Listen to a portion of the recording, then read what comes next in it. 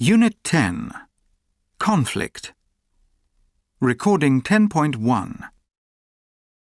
What are the most common causes of disputes at work? There are a number of causes. The first, I would say, is unrealistic expectations about what a contract can deliver, lack of flexibility, that when expectations are not being met, business people can be not as flexible in the circumstances. Lack of communication, communicating badly or not communicating at all. Genuine differences of view about how a commercial arrangement is meant to work. A change in personnel, change in management structures.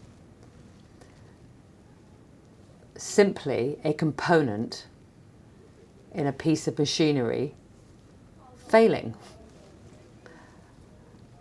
A specification not being sufficiently thought through. Many, many reasons.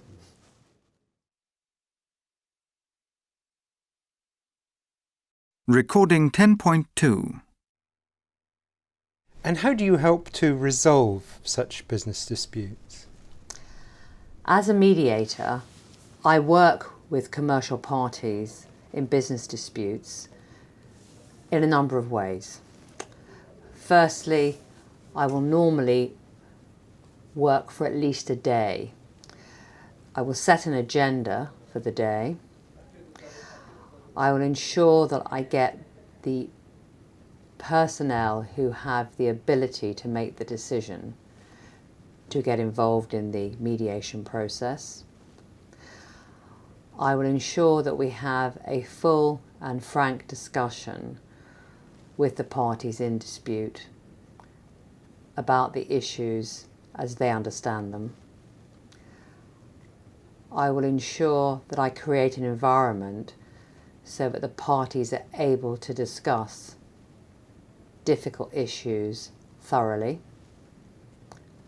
both together and privately. As a mediator, you have to exercise patience and you have to work skillfully with the parties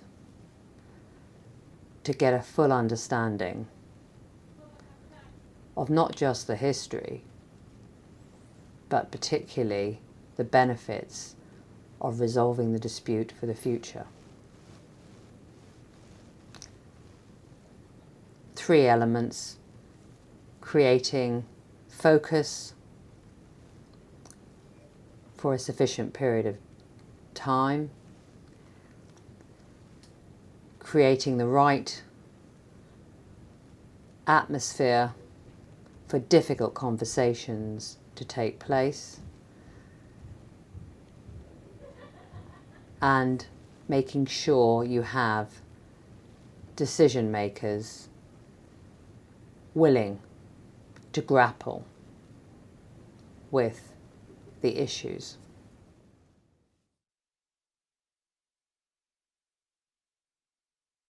Recording 10.3. We just don't have enough spaces for everyone. We need the spaces for managers and customers who visit us. Sorry, Tracy, but that's it. Well, you'll have to think again.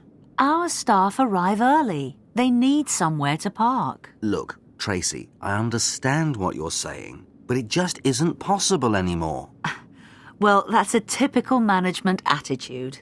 The staff are not going to accept it. I warn you, Tom, this could lead to a strike. Oh, come on, Tracy. You know we've got a parking problem. We've got to do something about it. OK, how about this? What if we keep 5 spaces for staff and it's first come, first served? Sorry, that isn't good enough. It's not a solution to the parking problem, and you know it. There is another possibility. How about if the staff park their cars in the car park near the station? Some of them do that already, but they have to pay quite a bit, you know. The cost goes up every 6 months. You can't expect everyone to do that, surely. OK, Tracy. What if we could help towards the cost? We might be able to pay, say, 30%? Yes, it's worth considering. It might help. Right. I'll discuss this proposal at the next board meeting. Staff will park in the public car park and we'll contribute 30% towards the cost. Fine. That's it then.